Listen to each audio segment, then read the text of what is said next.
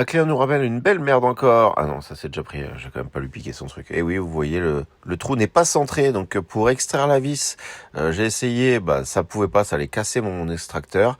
Et donc je vais devoir retarauder. Mais quand on reperce dans un trou déjà percé, on va être de biais, on va être de travers, on va être à côté.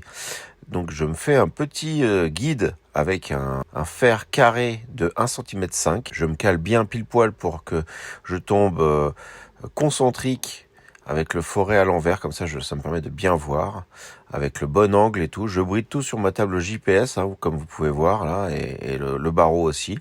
Et ça va me permettre de pouvoir guider mon forêt et percer pile dans l'axe. Je lubrifie à mort mes forêts, parce que c'est un forêt qui est quand même pas vieux, et je le lubrifie convenablement avec de l'encheur-lube, ce que j'utilise fréquemment de toute manière, et ça va se percer tout seul pile poil dans l'axe sans rien casser.